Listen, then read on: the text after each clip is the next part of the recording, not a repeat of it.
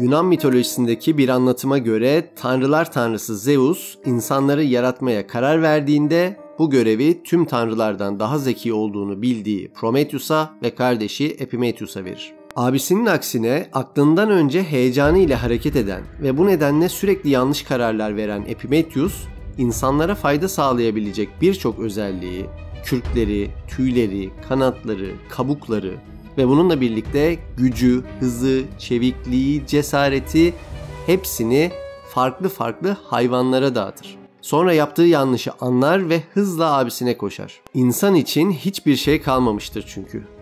İnsan güçsüz, aciz ve yetersiz kalmıştır çünkü. Bunun üzerine Prometheus, insanları bütün yaratıklardan üstün kılmak için güneşe kadar çıkıp oradan bir kıvılcımı, yani ateşi, yani akıllı ve yaratıcılığı alır ve insanlara bunu verir. Her ne kadar Prometheus, Zeus'un ona sunduğu onca şey yerine kendisine izin verilmeyen bir özelliği insanlığa vermek durumunda kaldıysa da ve bunun için cezalandırılsa ve Kafkas Dağı'na hapsedilip her gün karaciğerini bir kartala yedirtse de insanlık artık nihai kurtuluşunu bulmuştur.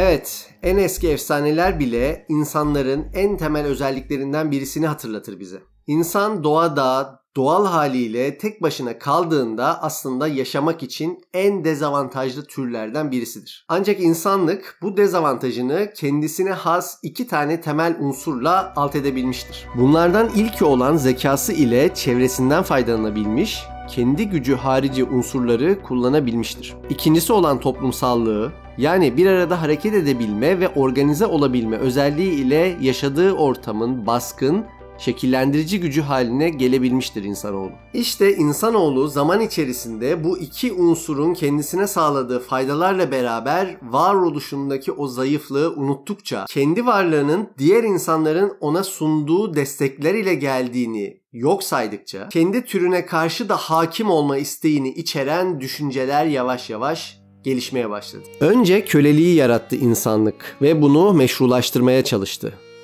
Ardından sömürgeciliğe başladı. Bu kez sadece insanların değil, toplumların köleleştirilmesi için çeşitli gerekçeler bulmaya başladı. Örneğin Latin Amerika'yı ele geçirirken Hristiyanlığı götürüyoruz dedi. Asya'yı ele geçirirken geri kalmış bölgelere uygarlık götürüyoruz dedi. Böylece maskeleyici nice sebepler bulundu. Ve çağımıza yaklaştıkça bilimsel düşüncelerin, bilimsel çalışmaların bu maskeleme faaliyetlerine alet edilmeye başlamasını gördük. İşte bu alet edilmelerin belki de en ünlüsüdür sosyal Darwinizm. O zaman hadi evrim teorisini çarpıtarak insanlık dışı bir sürü uygulamanın düşünsel temelini yaratan sosyal Darwinizmin neyin üzerine kurulu olduğunu konuşalım. Sosyal Darwinizm adından da çözümleyebileceğimiz 3 tane bileşenden oluşur. Darwin, Darwinizm, sosyal Darwinizm. Bunları tek tek açmazsak konu anlaşılmayacaktır. O yüzden ilk ile başlayalım. Darwin, Türlerin Kökeni isimli çalışması ile günümüze doğal seçilim temelli evrim kuramını bırakmış büyük bir biyolog ve doğa tarihçisidir. Bununla birlikte kariyerine biyolog olarak başlamamış, önce doktor olmaya çalışmış, bu alanda başarılı olamayacağına inanınca da teoloji okumaya başlamıştır. Başlangıçta niyeti din adamı olmaktır yani. Hatta Darwin, türlerin kökenleriyle ilgili gözlemlerini yapacağı o uzun gözlem çalışmasına da bir tanıdığının, dostunun önerisiyle İncil'de anlatılan yaratılış hikayesinin kanıtlanmasına çeşitli veriler sağlamak amacıyla çıkmıştır ilk başta. Fakat yıllara yayılan gözlemlerinin sonucunda başka bir noktaya varmış ve büyük teorisini oluşturacak olan verileri toplamayı başarmıştır. Buna göre canlılar içinde bulundukları şartlara uyum sağladıkları sürece hayatta kalabilmekte, gelişmekte, ama yaşadıkları doğal ortam değiştiği zaman buna uyum sağlayamazlarsa da elenmekte ve yok olmaktadırlar. İşte bu durumu Darwin doğal seçilim olarak adlandırdı ve doğal seçilime dayalı evrim teorisinin temellerini attı. Ayrıca bu teorinin özeti, mottosu sayılabilecek olan Survival of the Fittest, yani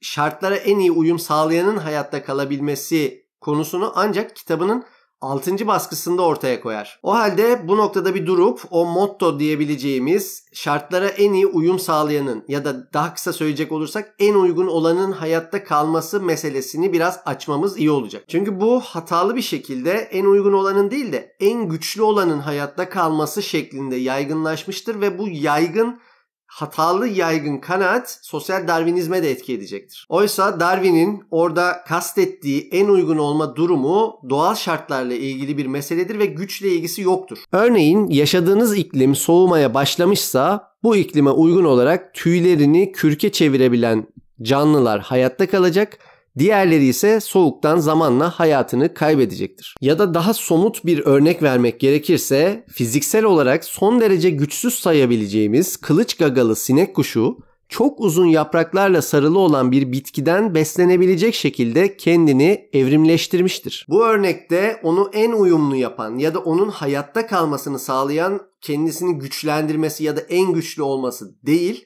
gagasını o bitkiden besin alabilecek şekilde giderek 10 binlerce belki 100 binlerce yıl içerisinde uzatması ve o bitkiden beslenebilir hale getirmesidir kendisini. Ve sonuçta bu onu Passiflora bitkisinden beslenebilen tek canlı yapmıştır. Böylece rekabetin olmadığı bir kaynak üzerinden kendi hayatını garanti altına alabilmiş ve soyunu devam ettirmiştir. İşte Darwin bu ve bunun gibi sayısız örnekte ortak olanın doğal seçilim olduğunu görmüş ve bu temelden hareketle evrim teorisini geliştirmiştir. Bu teoriye göre tüm canlı türleri kurucu türlerin evrimleşerek hayatta kalmış versiyonlarıdır ve bu yönüyle tüm canlılar alemi evrim ağacının bir bileşenidir. Bu mekanizma yani doğal seçilim sürekli bir olgu olduğundan da bundan sonra da evrimleşme devam edecektir der Darwin. İşte ikinci bileşen yani Darwin'in sonuna gelen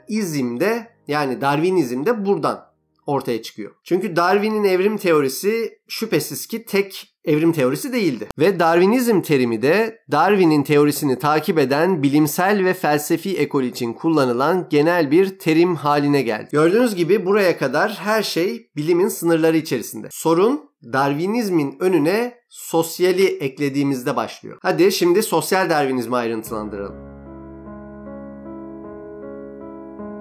Öncelikle sosyal Darwinizmin ortaya çıktığı tarihsel koşulları konuşalım. Sosyal Darwinizmin ilk ortaya çıktığı ülkeler endüstriyel kapitalizmin en gelişmiş olduğu batılı ülkeler olmuştu. Kapitalizmin rekabetçi yapısını içselleştirmiş bu toplumlarda bu yapıya uygun bir düşünsel yapı vardı. Örneğin Britanya'da ünlü ekonomist Adam Smith, piyasaların müdahale edilmediği bir durumda adeta bir görünmez el varmışçasına kendi dengesini bulacağını savunmaktaydı. Bu yönüyle devlet müdahalesi dengeleri bozan, kişileri tembelleştiren ve tembellerin sayısını arttıran, insanların şartlara ayak uydurarak ayakta kalma yani çalışma azmini zedeleyen ve ayrıca üretken kişilerin üzerindeki yükü arttırarak onların verimini düşüren olumsuz bir şey olarak görülmekteydi birçokları tarafından. Benzer şekilde bu dönemde Malthus'un dünya nüfusunun geometrik artışına dair saptamaları ve bunun kısıtlı kaynaklar üzerinde yaratacağı baskı konusundaki görüşü de önemli destek bulmaktaydı. İşte böylesi bir ortamda Darwin'in evrim teorisi adeta yeniden keşfedildi. Darwin'in tamamen doğal şartlar üzerine yaptığı değerlendirmeler, bulgular bir toplumsal varlık olan ve toplumsal varlığı içerisinde aslında şekillenmiş olan sosyal hayat için uygulanmaya başladı. Bu konuda